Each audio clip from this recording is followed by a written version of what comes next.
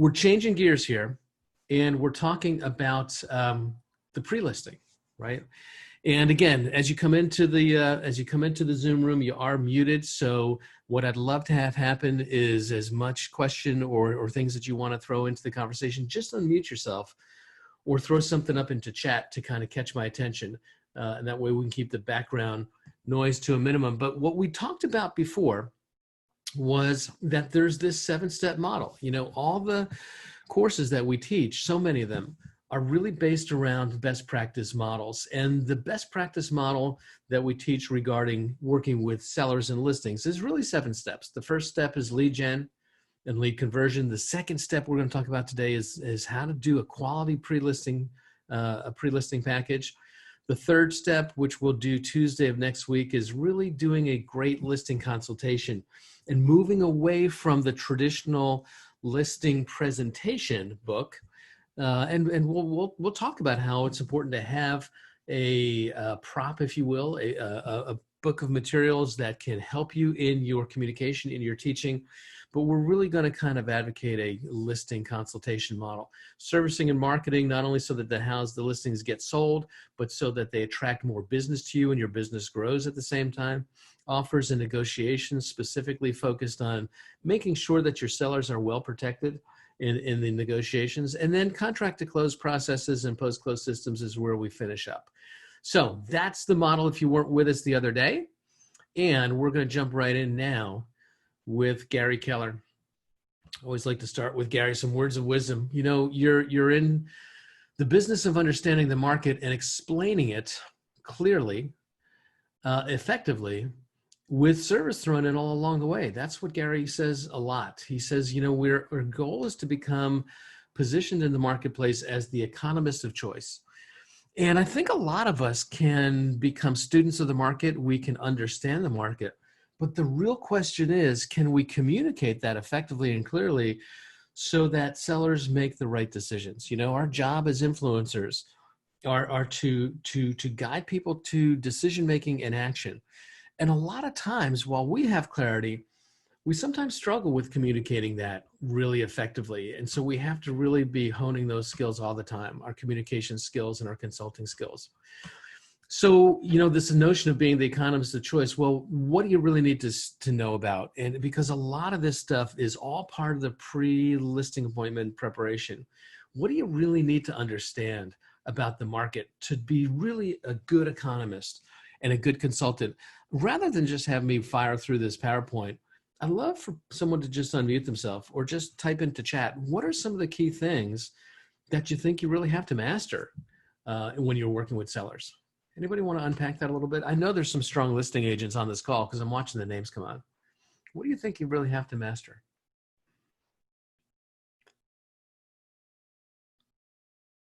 We have to master how to unmute. That's what we have to master. Anybody want to throw their hat into the ring on that? I'll keep an eye on the chat, but I'll keep this moving. Certainly, we have to master the key metrics and the key market trends. We've got to know what's happening with inventory levels. Are they rising? Are they falling? What's happening with days on market? Is it going up? Is it coming down? Is the list to sell ratio becoming more favorable for sellers or less favorable? And you know, the list to sell ratio, there's 2 different ratios there that you can track. One is, what is the original asking price as it relates to the final sale price delivered? That's what we call the original list price to sale price. It sometimes shows up as OLP divided by SP. And then there's the final asking price as a relationship to the listing price. And the thing that I'm going to tell you is, historically, the final asking price and as it relates to the final sale price usually doesn't change very much. If you get the bait to where the fish are going to take it, they're going to take it. Now, how long it takes you to get right and get it there is a different issue altogether. Usually what you're going to find is the list price, the final list price to sale price ratio is usually going to come in somewhere between 94 and 96% in most markets. But when markets are changing, it's the original price to the sale price that you really want to keep track of. You know, when we get to market, did we get what we expected to get? That can be a really good measure of how active is the market. And right now, today, our market has gone into an area that I just call stupidity. There's just so much demand and there's so much emotion in the market and there's so little inventory that I'm seeing listings selling for 100, 125, 150. I saw one recently sold for 160% of its asking price. And the buyer went all cash and waived half of the inspection contingencies. Now that is what happens in a market that is jacked up with emotion, but it is really a dangerously stupid market. It's not a sustainable market, right? But we have to know list to sell ratios because it helps us to gauge the temper, right? We need to be able to calculate and communicate what is the absorption rate. And this is my favorite statistic, actually. I think it's one that gives us the best indication of what's going on in the market.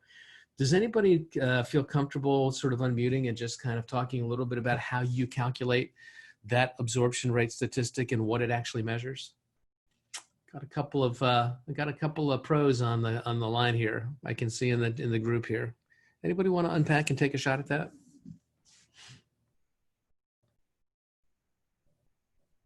Well, if not, then let me just kind of move forward a little bit. What the absorption rate tells us is at the current rate of sales, how long would it take for all of the inventory to disappear? It's not how long would it take for this listing to sell, because our goal is if we've priced it right, we're going to get this home sold in less than a month. The statistics overwhelmingly historically have shown that if you price it right for the market that you're in, you should anticipate being under contract in 3 or 4 weeks tops. And if you're wrong, then it's going to take longer. So I don't want the absorption rate to tell me how long it's going to take my listing to sell. I want to be next. But what we're talking about is at the current rate of sales, how long would it take for everything to disappear? Now, I just saw the chat light turn on. And so I see here, New Jersey MLS listings now show the absorption rate. And it says the number of months for the inventory to be depleted. And you're right. However, I will caution you that the New Jersey MLS calculates the absorption rate in a way that I think is incorrect. And here's how I do it, and here's how most people do it. We take all of the inventory, and we want to figure out how long would it take to be depleted. So we take the inventory and we divide it by the number of contracts that were accepted in the last month. And by accepted, I don't mean attorney review in progress. I mean that it survived attorney review and it came out of attorney review. Now that deal may fail, but at least we have a ratified contract there. If you have 100 homes for sale and in the last month, 25 of them went under contract, then you divide 100 by 25. And at that pace, it's going to take 4 months to deplete all the inventory. If there was only 10 that went under contract, it would take 10 months to deplete the inventory. And the thing that we have to remember is sort of 6 months of absorption is what we would call a nice, healthy, balanced market. With 6 months of absorption, typically there's enough demand. Home prices are still rising, but they're not rising crazy. Maybe a good, healthy 3, 4, 5% a year in that range. But when absorption rates go lower than 6 months, what it means is homes are selling faster, right? If I have 100 homes for sale and 50 of them went under contract in the last month, then it would only take 2 months to deplete the inventory. We would call that 2 months of inventory. And in that kind of a demand market, sellers have more leverage. When there's that much demand for product, the person selling the product can hold out for a better price. When the numbers go higher, it's just showing you that the market is cooling off. And if sellers need to seriously get sold, they may have to give a little bit because buyers have more choice. Now, the thing I'm going to tell you, just to unpack what Ian said about the New Jersey MLS, the thing that I believe they do wrong is, and again, I don't belong to your MLS, but I take this on good counsel from members who do belong, that the calculation that they use is to take the active inventory and divide it by the monthly average of closings in the last year. So there's two things to me that's wrong with that. Number one, I prefer under contracts to closings, the reason being that the closing that happened in the last 30 days was an offer that was accepted probably 45 to 60 days earlier. So it gives a snapshot of what happened a little further in the past, and it's not as reliable to what's really going on now. What's reliable now, more reliable, at least in my estimation, is under contracts. I want to see, did the buyers take the bait? The other thing that I find wrong with the way New Jersey MLS does it is that if you take the average of all the closings over 12 months, divide by 12, and then use that number to calculate absorption, what you're assuming is that there's a static number of sales every single month, that there's no market fluctuation in terms of spring markets and fall markets. And that's just not true. And so I think that that calculation is distorted. I think you're better off, personally, tracking this yourself. I think on a week basis, I think you do this quick calculation, record it on a spreadsheet, and you don't rely on the way that the MLS does it. The most MLSs don't calculate it that way, but that seems to be the way that New Jersey does for some reason. In any event, absorption rates, super important. Financing issues. What's happening in financing? Is financing getting easier? Is it getting harder? What we know in a COVID environment is it's gotten tough. You know, there's a lot more concern about people's employment status. They're going to be checking the morning of the closing to make sure that you still have a job. We didn't do that before. It's just getting a tougher environment. The interest rate environment, what is that happening? You know, is the interest rate going up? Is it coming down?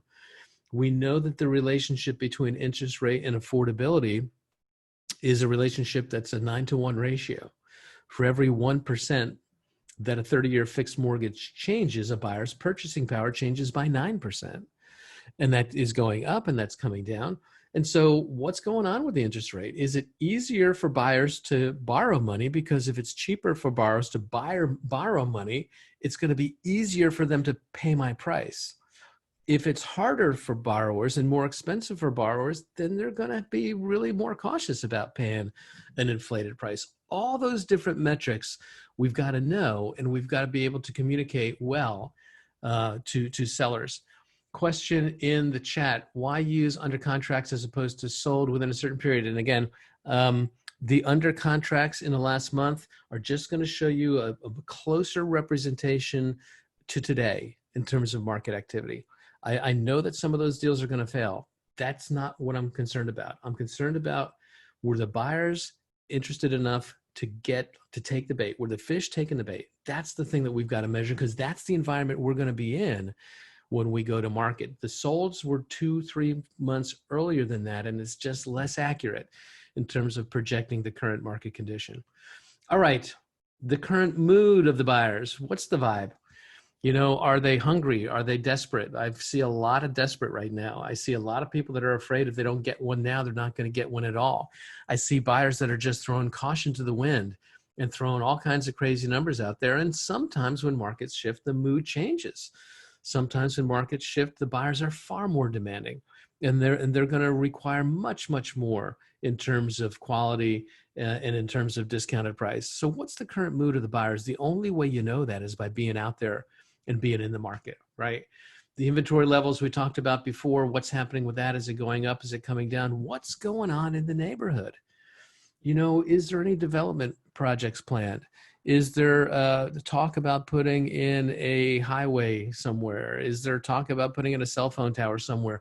We can go to the town's master plan and take a look at what's out there, because all that sort of stuff is going to impact desirability, right? So being the economist of choice means you got to know all of these things. And it's a lot to learn, which is why most successful agents really kind of narrow the focus and don't try to work in too many markets. They pick a few markets that they become specialists in, and they don't spread themselves too thin. Urgency and desperation among buyers is what you're seeing right now, Ian. High tension and uncertainty in sellers. Yeah, that's the mood right now. And, you know, and here's the thing. This is the kind of market that I hate. You know, I've been in real estate for 17 years, almost 18 years, and there's been different markets. There's been hot markets. There's been cold markets. But when a market gets like this and it becomes so emotionally charged up, the thing that you lose is predictability. And as a consultant, what you like is to be able to kind of look at the data points and start to consult a little bit based on what you expect to have happen in a market like this. And it's partly driven by supply and demand and interest rates. And I also think it's driven by corona fatigue. We are just so worn out and so emotionally drained. and what's going on in politics and what's going on in race relations and all these different things, as we are just so emotionally sapped right now, that I think it's causing this market to become very emotionally charged up and really unpredictable. So, just note to self, when your buyers and sellers are trying to ask you to give them counsel in terms of what exactly is going to happen, it's really hard to predict right now. The best we can do is kind of help them understand the dynamics. And, I can't really tell exactly what's going to happen right now. Anyway, let's move on here. What do you need to know? All those key metrics. But the other thing that sellers and buyers really want from us is, what do we know about being in the market, because we're in it day in and day out, that I can't, as a real estate consumer, just go out and Google and find for myself.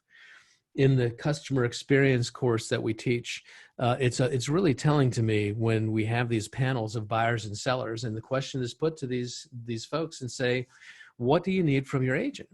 And time and time again, what they say is, look, assume I'm smart, assume that I have the ability to go on and do my own research. Everything is available as long as my Wi-Fi is working. And what I need is, what do you know that I can't really Google? Or what do you know by connecting the dots in ways that I don't see? That's the level of hyper local expertise that I need. And you only get that by being immersed in the market. Again, why hyper local expertise is so critical. So the pre-listing, what exactly is a pre-listing? Well, look, it's a couple of things, right? The pre-listing it's a package, meaning it's a gathering of material that we're going to put together, and we're going to have to make some critical decisions of what that is and how we're going to format it and how we're going to deliver it. But it's a collection of information that I want people to have in their possession and to review before I show up, before we show up in the consultation. Because when we show up in the consultation, I want it to be about you, and I don't want to have to be talking about a lot of other ancillary issues. I want you to know about those, so I'm going to send those in advance in this packaged material. It's a process. It's a process that by which you start to pre-sell, by which you start to communicate your value proposition and things in such a way that when you get there, there's a little bit less heavy lifting to do because there's a buy-in. There's an opportunity for them to kind of buy into you based on what you're telling them even before you show up, and it just makes that listing appointment that much easier. Some of you may know the name Gene Rivers. He's a mega agent out of Tallahassee. He's a guy who we have brought up into Bergen County Partners several times over the last year or so to do some training for us. And what he says is, look, if you have a powerful pre-listing package, its main job is to do all the dirty work, to cover the dirty work and the things that people might object to and all the things that people need to know about, so that when you get there, you don't have to waste time talking about that stuff. Gene, I remember talking to him one time, and he said to me that first of all, he's a really big agent. And I say mega agent. His team does hundreds and hundreds of units every year. And he's well known in Tallahassee. He's got super market share. And he's just one of the guys. If you were to ask people in Tallahassee, who do you think of when you think of real estate, and name the first 5 or 10 real estate agents that come to mind, I can assure you that Gene is going to be in that list because he's well known. He says that a lot of times what he does is he sends the pre-listing package in advance. He gives people the homework of taking a look at it. And when he shows up and he gets to the door, he says, hey, did you have a chance to take a look at the material I sent you? And when they say yes, then his next question frequently is, are you ready to sign the listing agreement? Now, that's a pretty presumptuous stand to take. That's a pretty bold stand. But he says, believe it or not, about 15 or 20% of the time, the answer is, yeah, I am. I already kind of know about your reputation. I've heard about you through other people. I've seen your marketing. And when I got this package of material, it answered all the questions that I had. I'm really ready to go. Let's do this. And so, look, I don't know whether you're ready to do that or not. I think there's a lot of folks who say, hey, that's not my style to be so forward or whatever it is. My point is that you really can pre-sell to the point that they're ready to go. And if they're ready to go, kind of the more you talk, the more you can talk yourself out of a listing, right? So you decide. But the point of the matter is, it does that kind of pre-heavy work for you. And so that when you show up, it's not really about me talking about me and my company and all my awards and all my testimonials and me. When I show up, it's like dating. The very worst date you've ever been on is this one, right? Is when the person just seems so interested in themselves as if you're not even there, right? So we cover what the seller needs to know so that when we get together, we can focus on them. That's super, super important, right? So let me ask you guys to unmute a little bit or put in chat. I want to take a break from chatting at you for a while and give me some ideas of what you would include. What do you think you would want people to know before you show up for the listing appointment that would kind of grease the skids and make this an easier opportunity for you? What do you want them to know about you, your company, the market? Let's just start to put a punch list together. Anybody can start. You'll need to unmute to do that or type it in chat. I hear a mic that's unmuted. Is that you, Michelle? It is. It's me. I have a pre-listing packet that I've started anyway, and it includes things like testimonials, pricing strategies, a little bit about the market in the town that the home is in. Like when you say a little bit, like what kinds of stuff? Because that's really important. Days on the market. Yep. Those stats. Okay. Stats. Yeah. Some stats. My stats. My listing to sales price ratio. Or the offices, some of the office paperwork, the law report saying, you know, we're number one in these towns. Sure. Just a little bit about KW. All that stuff that gives people the opportunity that you're not just saying, there's other people are saying it too. You've got tons of testimonials. You've got great market numbers. Awesome stuff. Terrific. Who else? Who else has got some stuff that they want to have in their pre-listing package? Anybody? Well, let's just go through a couple things. There's a lot of different things. This is your package, so you get to customize it whatever way you want. But it's gonna. I have a question. Go ahead, Deb.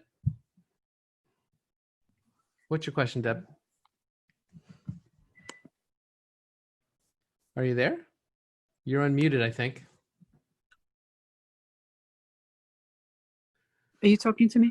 Yeah. Did you have a question, Deb? Yeah. Okay. I need to go to a different room, but if you can hear me, someone said they put their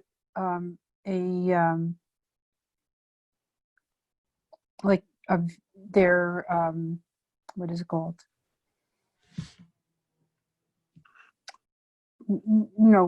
A whole thing about themselves and their education. Like a bio and a CV like that?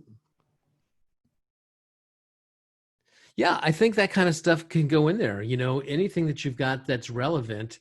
A lot of us don't have real estate relevant experience when we first start, but maybe we have experience in business and some of the skills that we've mastered there translate in to what we're doing here. Maybe you've got good negotiating skills. Maybe you've got good financial analytical skills from other business settings. So yeah, your bio is really important and include the relevant non-real estate skills if you have them. You know, any awards that you've won. You know, again, I think people need to know that you're good at what you do. But again, that's that crappy date where you're just talking about how great you are. Nobody wants to do that when you're face to face, but they need to know how great you are. So put the awards that you've won. You know, if your circle of excellence, pick a color. You know, we got bronze, we got silver, we got gold, platinum, plutonium, pick a color, right? All your awards can go in your pre-listing. Your testimonials, right? Michelle talked about that. Your numbers, your statistics. We say that the numbers are the language of real estate. L-O-R-E is a word that we use sometimes in this company, lore, to recognize that if you've got great numbers and you're outperforming your peers and you're outperforming the market, then celebrate those and show those, right? Your market data that we had talked about before, days on market, average list to sale ratios, all that stuff, right? What's going on in the neighborhood? And sometimes we can even pull comps. Go ahead, Paul. Question, if you're just new starting out, and obviously you're not going to have a real impressive array of numbers, if any, so then you would have to concentrate on your relevant other skills, right? Or piggyback on your office's numbers. You know, you may have an office that's got great numbers, right? And so until you have your own, you can sort of merge yourself in as part of your office's team and leverage their numbers, right? Okay, For sure, do that. makes sense.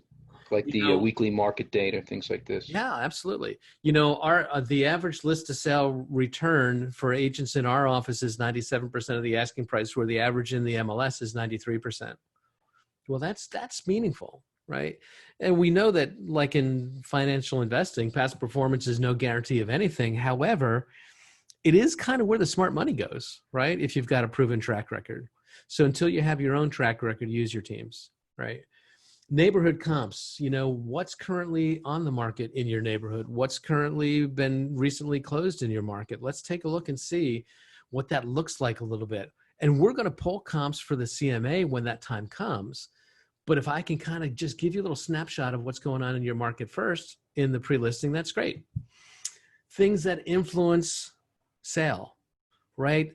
Things like how important it is to get a properly staged home and a well photographed home. And certainly in a COVID-like environment, how important it is to be able to do virtual representation through Matterport or virtual tours of whatever it is, right? How important it is to make sure that people understand that the housing market behaves very much like all bidding markets, which means that the more people we get into the auction room, the better access, the better opportunity we're going to have. So making sure that access is easy, right? That's stuff that we can put in the pre-listing package. We can put the key listing documents, right? I think, Michelle, you might have mentioned this before. What are the papers that you're going to sign? Let's take a look at them. So if you have any questions, we can just answer those rather than have to go through those in real time and have all kinds of slow concerns and all that stuff, right?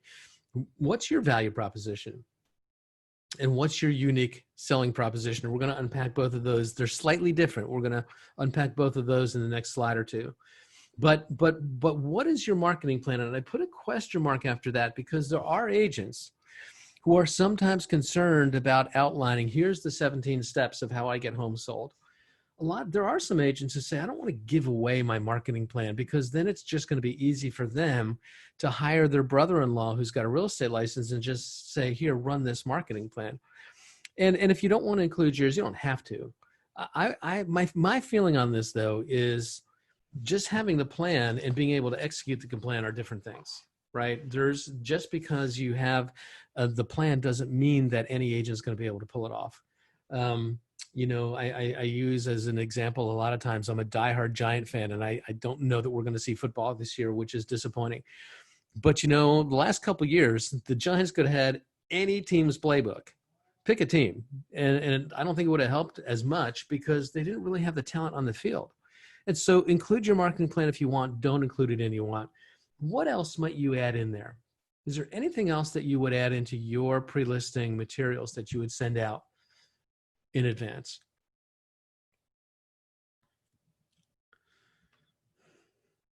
If not, I said I'd come back and unpack the difference between your value proposition and your selling proposition. Your value proposition speaks to the things that you do for your seller that actually sort of satisfy their needs, add values to their lives, adds value to the transaction. What do you do that creates value? But there's a lot of things that we do that create value that are not always particularly unique. In a transactional business like real estate, you know, a lot of what we do, other people can kind of copy. Where we really have to separate ourselves is what do we do that is really unique? And that kind of comes down to our unique selling proposition. What are the features and benefits of working with me that really set me apart from the other options that you could choose? And you know, I think Michelle raised a great point about how important it is to be able to protect your numbers and show your numbers, because the numbers can objectively prove that people that work with me sell for their homes faster and for more money than people who don't. But your unique selling proposition is coming out of your own professional and personal background. What do you know? What skills do you have different from others? It comes from your education and special interests. Maybe you've got an ability to really take a deep dive into commercial property and understand those numbers differently than others because of some special background or training that you have. Other talents or skills that you developed, other different places, right? What makes you unique? What makes you different? Do you have any different methodologies or technologies that you use? I teach this class. I do some teaching in other market centers around the region outside of our franchise group right now.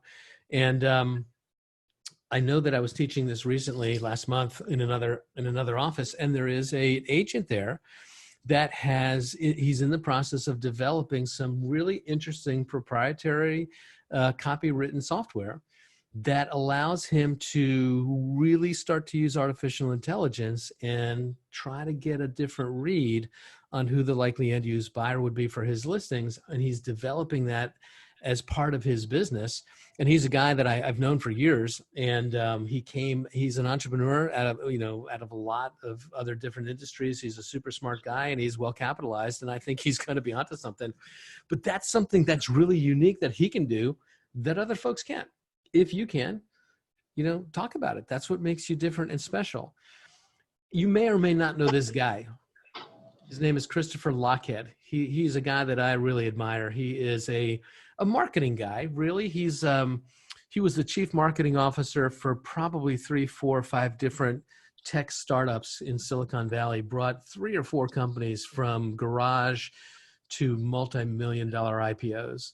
And he's been involved in so many VC projects that he's now sold, and he's so rich now. He just kind of is a podcaster now and an author. And one of the books that he's written, which I love, is called Niche Down. He really talks about the importance of getting into a niche, right? And what he says all the time, and I put an arrow to this, people who are different make the biggest difference. What is the difference what is the difference you have that solves a giant problem in a completely unique way? That's what niching down is about.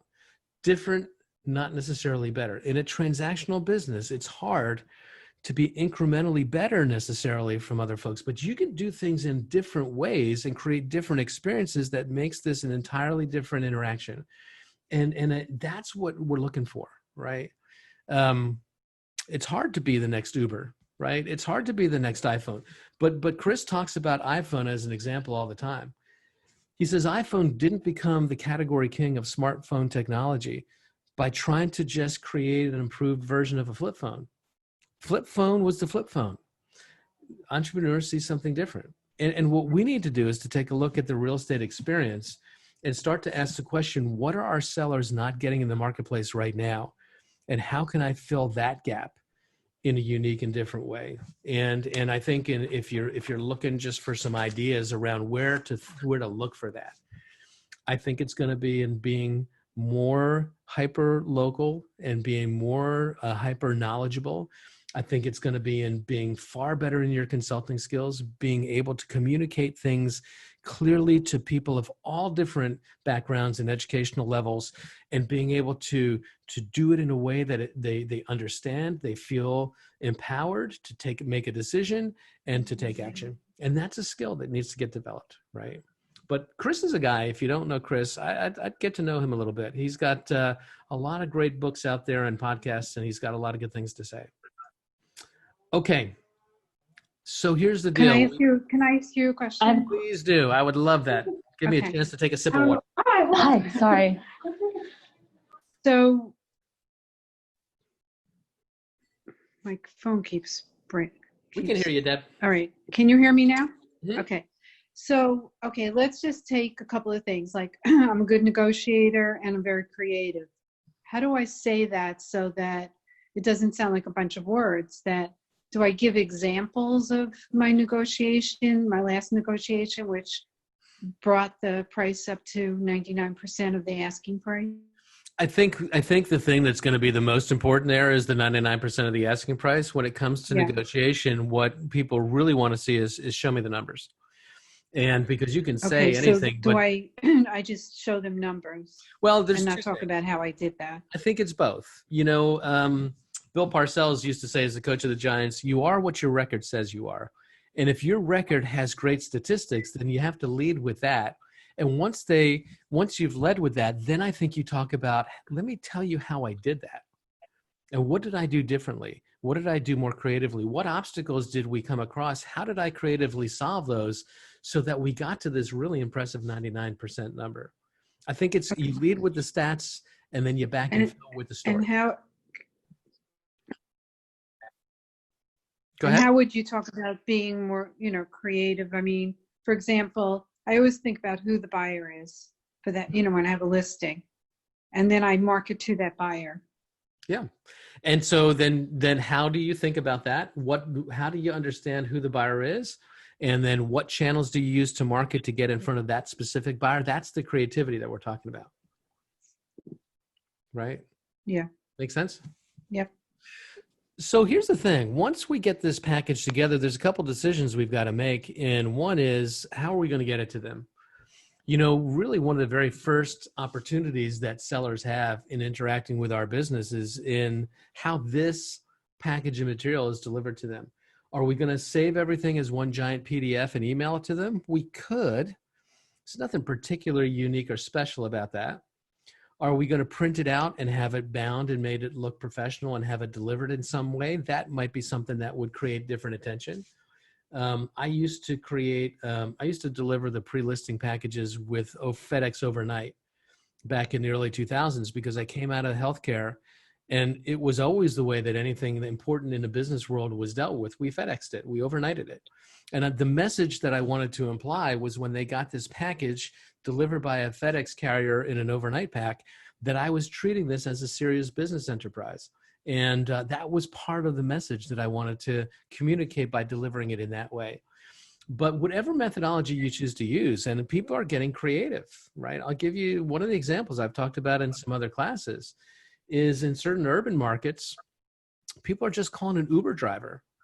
And they're saying, here, take this package and run it across town, deliver it to this address. And while you're at it, I'll tip you nice if you say good things about me, right? And when you think about that, Uber delivers food. They'll deliver your dinner. There's lots of different things that you can do. Now, I know that they're supposed to pick you up and transport you, but I'm seeing this happen, and I'm seeing Uber do this. And when you think about your processes here, because I said this is not just a package, but it's a process. The process is have it 80%, 90% ready to go, so that when you have an appointment to schedule, you only have to tweak this package and customize this package for the uniqueness of your individual seller. But if I was to get off the phone right now with you, Paul, and it's 20 minutes to 2, it took me a half an hour to kind of get this package all customized for you. I took out my cell phone, I called an Uber driver, he got to my house in 15 minutes and had that package delivered to you. Wow, I don't know if you heard that, but it sounded like a spaceship just landed. If I got that package delivered to you within an hour of getting off the phone with me, does that make an impact? Does that make a statement? And I would say it does. And so the thing that you're thinking about is not only what am I going to give you, but how am I going to deliver it in a creative way so that it feels different and it makes a statement, right? And give them homework. Here's what the homework is. You know, I'm going to send you this package and I'm going to ask you to take a look at it and write down any questions that you have so that when we get together, we can address those. If you do that, it saves you time. If you do that, it really gets the seller involved in the process before you've even shown up. It starts to build momentum. And on Tuesday of next week, when we go through the listing consultation and we go through the track, step by step by step, what's the sequence that you go first to second to third? What we're doing is we're building momentum. And if I can get the momentum started even before we meet, all the better. Get the sellers involved. It gives you a way to gauge, to some extent, motivation. What do I mean by that? I mean, if I've given you homework and you haven't done it, well, then I have to start to guess a little bit, did I misgauge your motivation? And it's not exactly predictive. You know, they maybe just didn't get a chance to take a look at it. Maybe by the time that it arrived, you know, there was this hurricane storm that came through and it knocked down all the trees and they were tended to other things. Stuff happens. But I think if they haven't done their homework, it just forces you to kind of probe a little bit and understand how come. Was it just life that got in the way, or maybe have I miscalculated that motivation, ready, willing, and able to kind of move forward? So make sure you give them homework, right? Now, a couple things. Never, never, never in your pre-listing package, never include this, your fee. Please don't do that. The only people that do that are discounters. And I see, Laura, you have a question in chat I'm going to get to in a second. I want to talk about this fee thing first. Look, let's face it, your fee is not really an issue unless they're prepared to hire you. Any conversation about fee before they've decided that you're the one they want can only be used to disqualify you. And sometimes sellers will have a fee conversation as a qualifier to even audition. Look, my neighbor down the street is a real estate agent. He works for XYZ company. He said that he'd do it for 3.5%. If you can't match 3.5%, don't waste your time. Well, you know what? We've got to learn how to handle those kinds of objections, right? Because unless you've understood my value proposition, and unless I've had a chance to explain to you what it is that I do differently than your neighbor down the street, you're not really in a position to decide what my value is yet. And so I'm going to keep deferring that fee conversation until the very moment in the listing consultation when they've decided to commit to hiring me. Now we talk fee, right? Anything else is a disqualifier, right? So never put it in. And I will say this, we have problems in our industry with our fee and our fee setting. And I think the problems that we have is that nobody understands that fee structure. There's not a single realtor in the country that I've ever come across, and I've asked leaders in this industry and millions of people, how did 6% get to be the fee that we typically aim for when we're charging sellers? And people are like, well, that's because the way we've always done it. Well, yeah, but that wasn't my question. How did we pick that number? Why is it not 5%? Why is it not 9%? And because there's no real defensible rationale, two things happen with consumers. One, they don't think that we can defend it because there's no discernible logic that we can show that says this is how we came to this number. And the other thing is they really resent the fact that the fee is tied to the value of their home equity. You know, if no other industry, would you be allowed to go in and say that I'm going to charge people differently because of, for example, healthcare? I come out of healthcare, and I know that insurance contracts are all negotiated for different payments for different services. But all things being equal, if a doctor said to 3 different patients who he's performing appendectomies on, I'm going to charge you $5,000. I'm going to charge you $5,000, and I think you got more money, so I'm going to charge you $35,000. Nowhere else would we accept that. And so I think that increasingly consumers are pushing back on our percentage of their home equity as the basis for our fee. And so I'm not getting into a fee conversation and I'm picking a fee fight here. I'm going to have an opportunity to talk about who I am, what I do. And then if we don't come up with a fee that you believe is in your best interest for you to pay, if I can't show you that that working with me is going to net you more money, even despite whatever fee we agree to, then you don't have to work with me, right? But the fee never goes in. The only people that will do that are the folks who are going to try to commoditize us and say, look, you know what? Hal's no different than anybody else. Hal's no different than Michelle. Michelle's no different than Deborah. They all work for the same company. They're all cookie cutters of the same thing. Look, and because nobody's really any different, the only difference is who's going to give you a better price. And if we allow people to commoditize our unique skills, then we get what we get, right? So we can't have that fee conversation. Now, Laura, you asked the question, what's the type of info do you ask when the seller, to ask sellers to help tailor this to them? Can you unpack for a second? Because that was a smidge ago, and I just want to make sure I understand that question real quick. Can you unmute yourself, Laura, and ask that one again?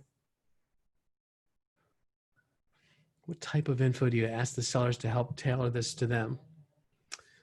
I'm going to tell you when we get into the listing consultation, I'm going to walk you through a step-by-step sequence of what kinds of questions to ask if that's what you're thinking about. Otherwise, just unpack and unmute that and we'll try to answer that for you. The other thing you never include in your pre-listing materials is any kind of price recommendation.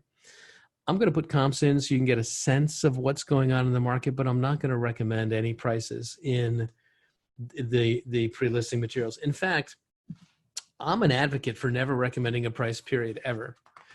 I want to have a price in mind based on my knowledge of the market.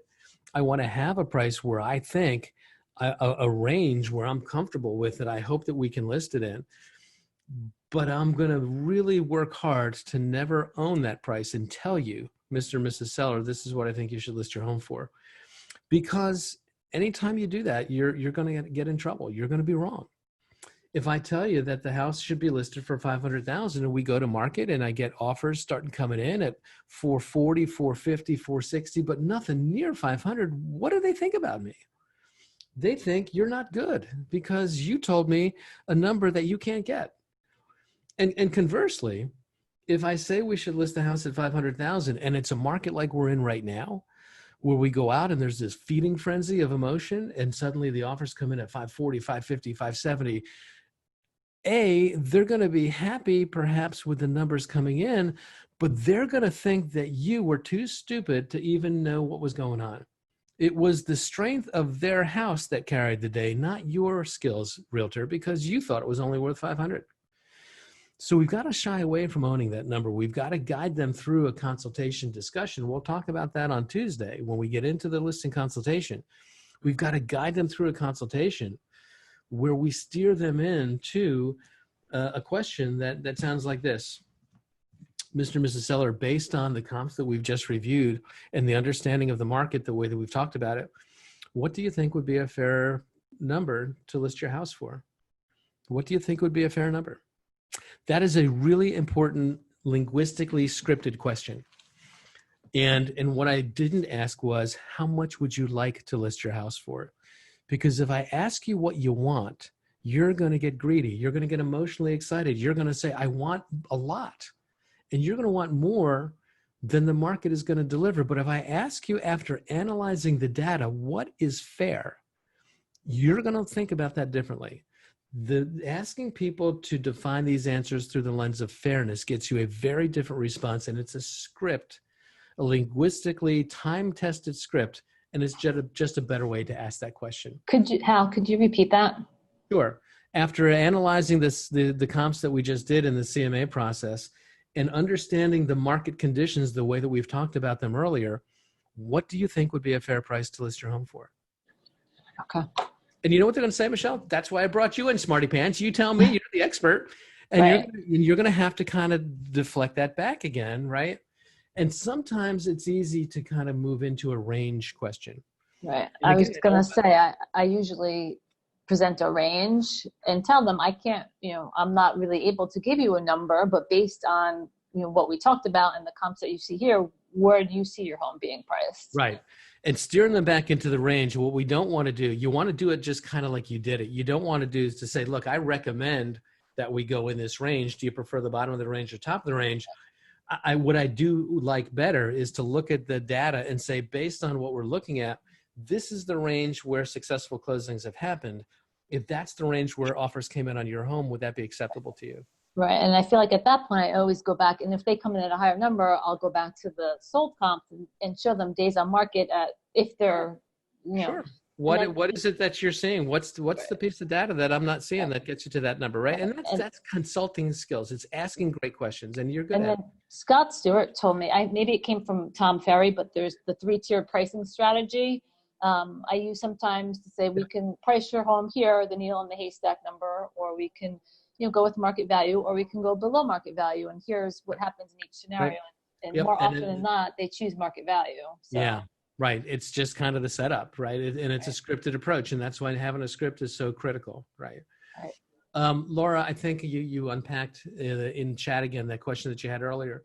It's the idea that the pre-packet is not cookie cutter, but has some things in it that are personal to the seller. Yeah, the things that are personal to the seller are going to be probably more related to the comps that you choose in terms of their neighborhood.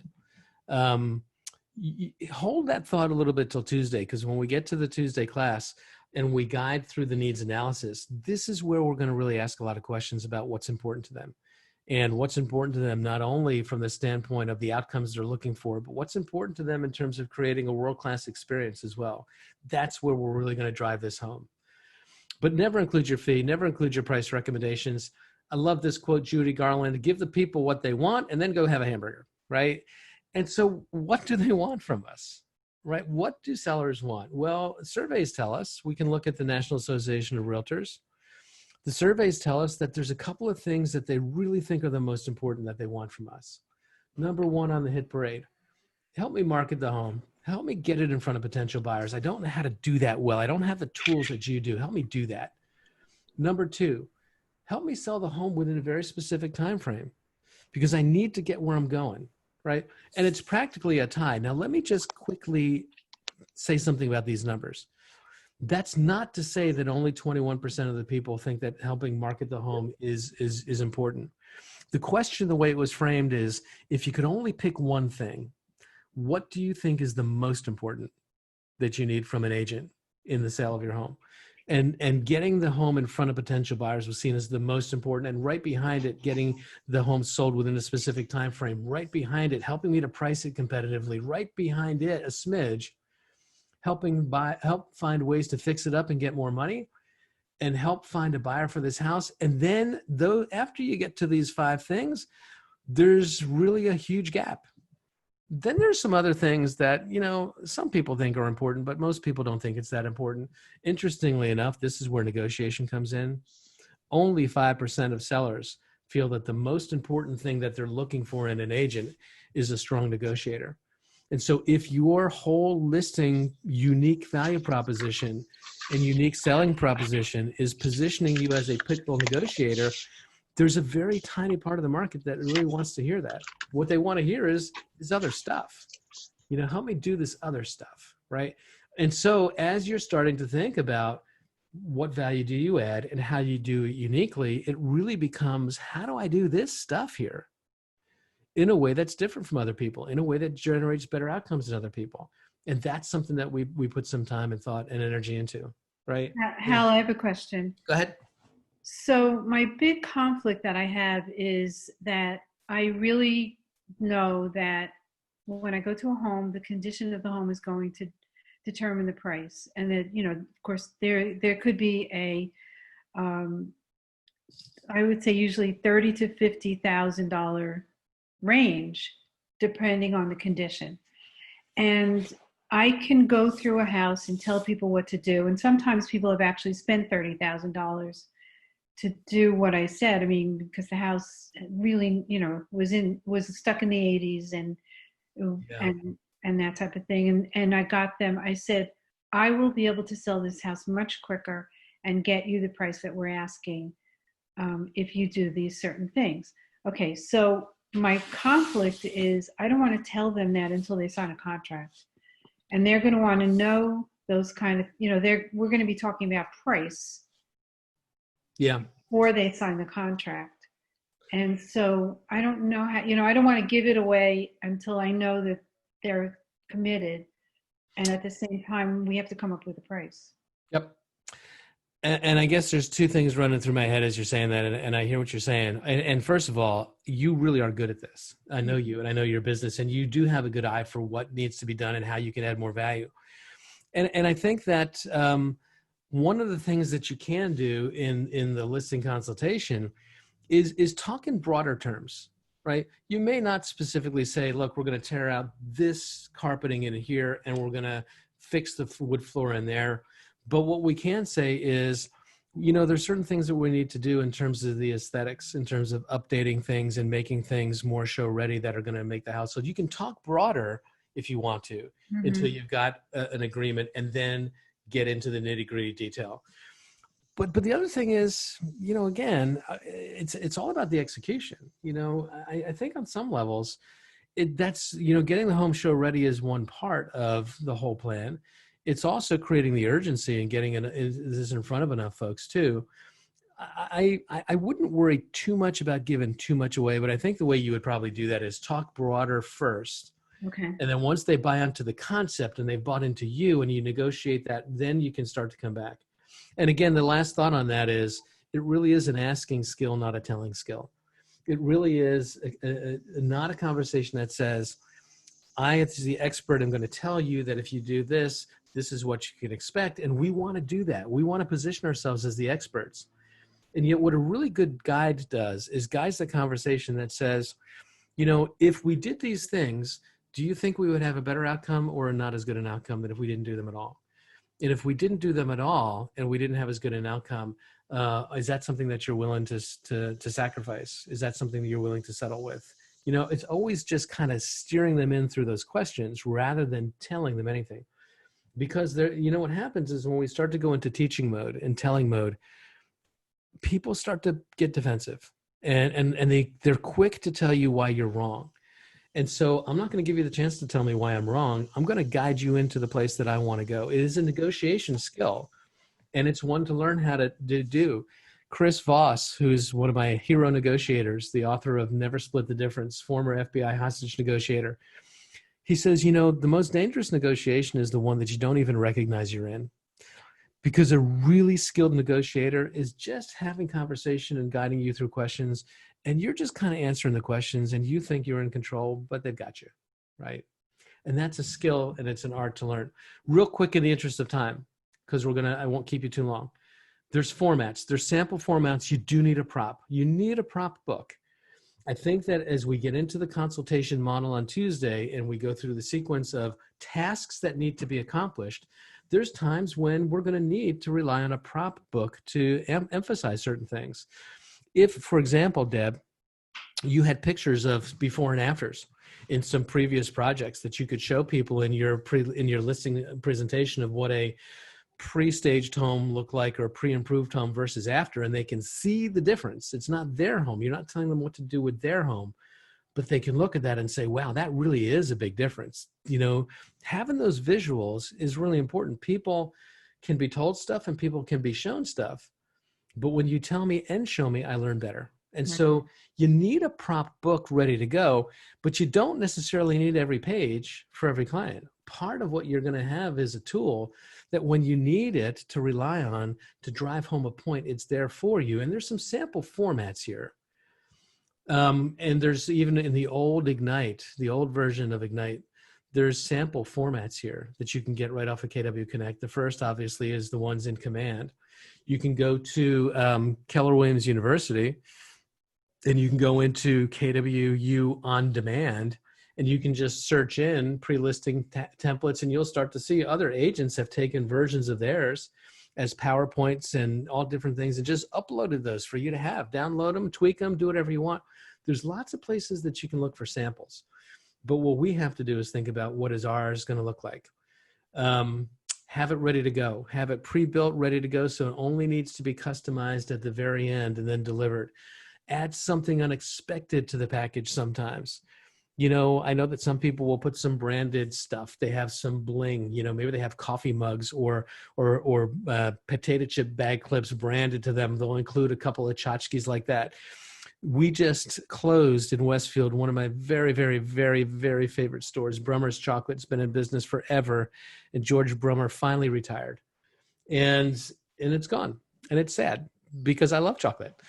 But I know a couple of agents in town that what they used to do is they would have customized wrappers for his chocolate, and included in their packages, their pre-listing materials would be a sample of different chocolates in branded wrappers. That kind of stuff is kind of cool. It's kind of fun. And you can do that too if you want to. Be purposeful about the delivery we talked about. Make an impact with the delivery. The last couple of important decisions, and we're going to wrap this up in 2 minutes because this is going to lead into where do we go on Tuesday. A couple of things that I want you to think about between now and then. One is your style to do this listing in 2 steps or one? The 1 step is, or the 2 step rather, is when we go out, we take a look at the house, we see what it is. We go back to the MLS, we pull comps. We've seen the house now so we can get a better understanding of the comps. And then we go back a second time and really go through the consultation, but with a well-crafted CMA. That's the 2-step approach. The 1-step approach is when you are going to go in with an understanding of the market, with some comps that you've pre-selected based on your conversations with the seller about their home and the rough age and condition of the home. And you're going to do those adjustments to those comps in real time in the consultation. And it's just a different approach, and we'll talk about that more on Tuesday. But I just want you to think about, what's your style? Do you prefer to be 1-step? Do you prefer to be 2-step? There isn't a right way. There's the way that's right for you. I have a preference, and we'll talk about that another day. When you're touring the house, another decision you're going to have to make is, do I tour the house and really get to see it so that I can do these adjustments on the CMA? Do I do that with the seller present? Or do I ask to see the house on my own and not have the seller try to pre-sell me on all kinds of different things that they believe add value that I'm not so sure really do? Am I going to ask to see it through my own eyes, or am I going to ask them to show it to me? That's something to think about before Tuesday. And the final thing is, when we finally get through that immediate tour and we're going to make some decisions about where are we going to do this consultation, where in the house makes the most sense. And all of these things are really important, and they need to be thought about before you arrive. So when we get into Tuesday's listing consultation, between now and then, I'm going to ask you to think about those things. That's where we park this car today. I'd love for anybody to just kind of share any ahas, any takeaways, any thoughts that popped up. We've got 10 of you still in the room here. Any moments here that anything jumped out at you that you're taking note of? I like the idea that Gene Rivers threw out, that the pre-listing packet should answer all the questions and objections before you even walk in the door. I never even saw it that way. Yeah. I think that's really clever. It's And really that's clever. the reason to have a pre-listing packet. And I don't think a lot of agents use them. You are spot on. That's the thing. Most don't. And most of them, even when they do go up to the listing, they have a listing presentation, and they just kind of do like the PowerPoint. Let me show you page 1. We'll go to page 2, page 3. Right. I'm really asking you to try to think different. I'm a big fan of Chris Lockhead. It's doing things differently that matters. And one of the things that we just have to understand is that people have biases. Human beings are prone to biases. And there is I don't really like salespeople bias that exists in society. They think we're pushy. They think we're self-serving. They think we're overpaid. They think we don't work hard enough. All that stuff is not true, but it's a bias that exists out there. Or at least it's not true for anybody who's still on this call. But it is a bias. And one of the things that happens is when we show up and behave in predictable ways, unconsciously, we're reinforcing that bias. And so I don't want you to just go out and just do another presentation like any other agent's going to do. I want you to have really well-crafted pre-listing material. I want you to have a really good prop book. And I want you to learn how to guide people through a consulting conversation that builds authority and momentum and establishes you as the expert, and it breaks down the resistances so that at the end of this, they're in a position to make a decision to hire you. Right. And that's where we're going to go on Tuesday. Yeah, but that's great. The pre-listing package does a lot of the pre-work.